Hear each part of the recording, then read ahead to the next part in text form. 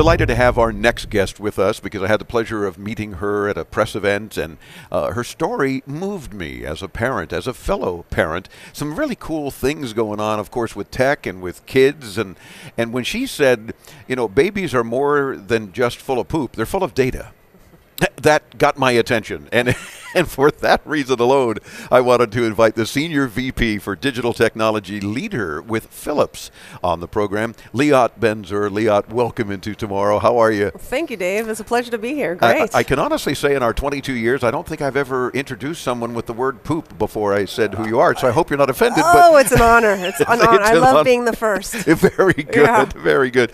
But you really did. I mean, what you had a very unique presentation, as a matter of fact, at an IFA press event that I thought, wow, we've got to talk to her on the air because, you know, it's so much technology these days. We're sort of overrun with some of it, but there's so much that can help parents and be better connected for and with their kids that you hit the nail on the head with a few things. And, you know, first of all, tell me what it is that you're doing with Philips, and then we'll get into some of the cool stuff that you're doing it with. Sure, sounds great. So what Philips is really looking at doing is making us think about healthcare differently. Yeah. You know, today we think about healthcare as something that happens to you when you get sick and you go to the hospital. That's very reactive. Yeah. But when you really think about it, health is what happens to us all of our life. 99% of the time, 99.9% of the time, you are not in the hospital. Yeah, hopefully. Hopefully, that's right, hopefully. So why is it that we still think about healthcare as this thing that happens to us, you know, almost like you're a victim of it when you go to the hospital? What we really believe is that this change that's happening with IoT, with wearables, with connected devices, connected things, is an opportunity for us, for you, for me, to start to take control of our own health, to really bring the data into our hands, and for us to really start to take control of healthcare before I need someone to help me in the hospital. Yeah. How can we extend healthcare outside of the walls of the hospital? And how can we extend thinking about healthcare to not just treating me once I'm sick, but also preventing me from getting sick? Yeah, there you go. The whole prevention thing is where technology can play such an important role. Massively, Yeah. absolutely. And of course now with all the fitness wearables and things of that sort, you know, a lot of us are getting it. You know, we're kind of realizing this is the way to stay out of hospitals or out of the doctor's office, except for the annual physical or whatever. But now we're able to use technology in such a fashion that it becomes hopefully a very important part of our lives to stay healthy. And we see this happening. It's happening as we speak. I mean, just in the past year, 2 years, there's been a hockey puck of growth in terms of the number of health apps that you can find on any of the app stores. The number of health apps people are downloading onto their apps, onto their phone, and the number of health devices or wearables people are actually buying. The problem is that what we see is all of these fantastic kind of connected IoT wearable health devices, many of which we're seeing here at CES, kind of live in their own silo. You buy all these different products, they track really interesting information about you, about your house, your activities, your sleep, but all this information kind of lives in these individual clouds. And, you know, if you wanted to try to put all this data together and show it to a doctor and maybe ask the doctor if he can help connect the dots and maybe bridge it with some of the blood work you've had or some of the imaging you had, I would venture to say that the doctor would look at you and your 17 apps that you open up on your phone and all the data that you plop on his desk, and in the 3 minutes he has for you. In the 3 minutes that he has for you, and that, thank you very much. I don't know what to do with this. Right. Yeah. So that's a good point. I mean, they've got to be able to play nice together somehow, right? Somehow, exactly. And so what we're trying to do at Philips, because we have this strong heritage of both building consumer products with all of the various brands you might know, from Sonicare to the Avent baby product lines to Norelco, is bridge the gap between that close kind of consumer product awareness with a long lineage of working in hospitals with our healthcare business. Everything from big imaging machines to really complex software IT that lives in hospitals.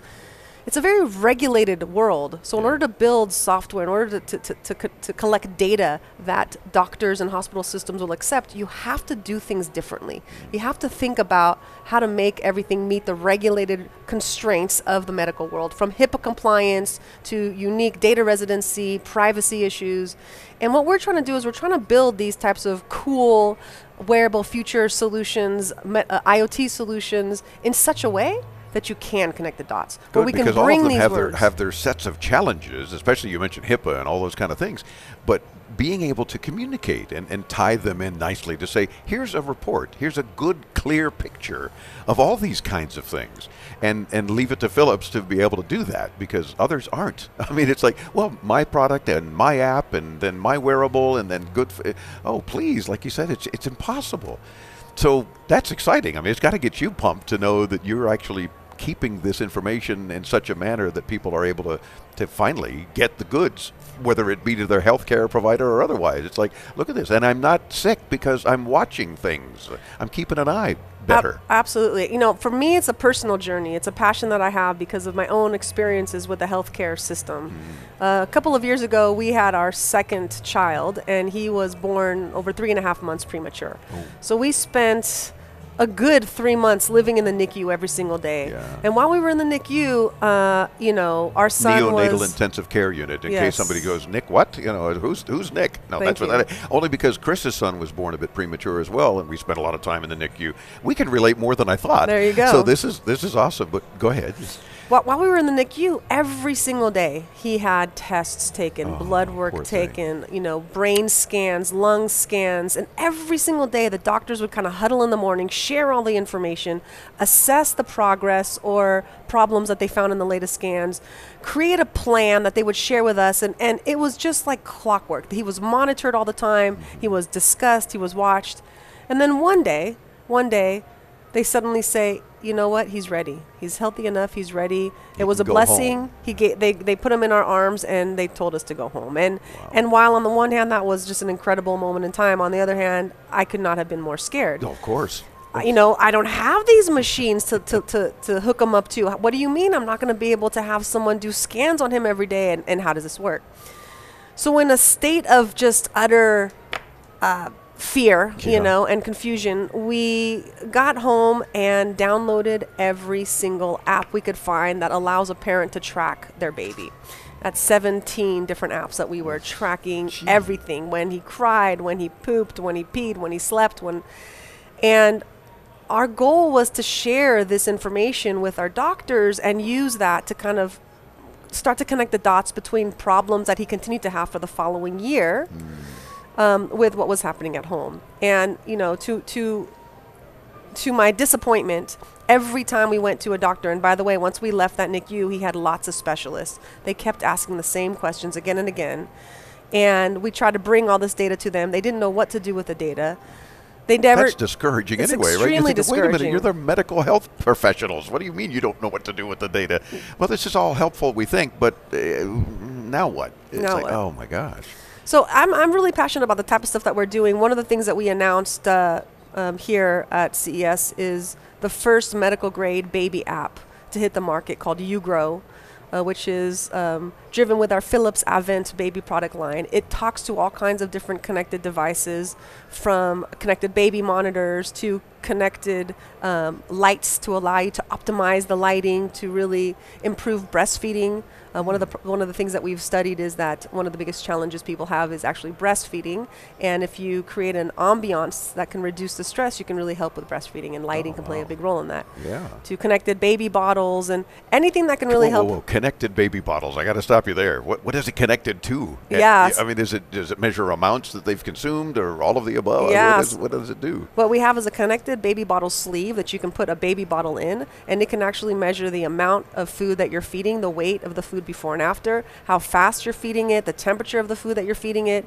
And the idea is, over time, parents can start to see perhaps trends between how much the baby is eating or not eating, sleeping, temperature in the room, time of day, how humidity. things are affecting. Absolutely. Oh, wow. Absolutely. And then because we have a panel of clinical experts, we're able to look at this data, both breastfeeding experts, sleep experts, development psychologists, and try to make sense of that and provide meaningful insight back to parents. Love it. And for all of us who have been a parent for the first time, that stress of the unknown, you're always wondering, is this normal? Is this okay? To be able to get that meaningful insights and reassurance really alleviates a lot of strain, both for the parent but also for the health system. Yeah. So it's an exciting place to be. It is. And Liat, I think a lot of parents are saying, oh, thank God I'm not the only one. Like when you said, great, we're so excited, but now we're scared. What do we do? And as first-time parents especially, we need licenses to drive, and licenses to get married, and licenses to do all sorts of things. There's no license to be a parent. It's like they hand you your kid. Yeah. All right, bye-bye. Yeah. Well, now what? Well, that's good luck for the next 18, 20 years. That you're going to be taking care of this infant, and so forth. It's just amazing. You have to visit Philips.com and especially look at YouGrow and especially look at the Advent product line and all the cool stuff. We'll link you there, too, when you visit us at intotomorrow.com. Liat, you're a delight to chat with. I hope we connect more often because there's so much more to talk about that we barely scratched the surface, even as much time as we had now. Yes, there is. There's a lot of other things we're doing across things such as personal health to help people with chronic disease, people that have sleep apnea, things that we're doing around connected CPAP machines, all kinds of things that we're doing also with elderly for aging at home, how to help people use technology to really get more independent lives into your late years. Wow. Lots of amazing things. We think that this is just the beginning of a transformation of healthcare. Awesome. Well, we can see Philips heading further into tomorrow with a lot of good stuff that's going to take care of us. No wonder she's Senior VP for Digital Technology Leader with Philips. Again, Philips.com. Thanks so much for joining us here at CES. We'll let you get back to your very busy activities all around the show floor here. Thank you. Thank you very much. Our pleasure. We're back with more as Into Tomorrow continues. From Lost Wages, Nevada, I'm Dave Graveline. Into Tomorrow at intotomorrow.com. Don't go away on the Advanced Media Network.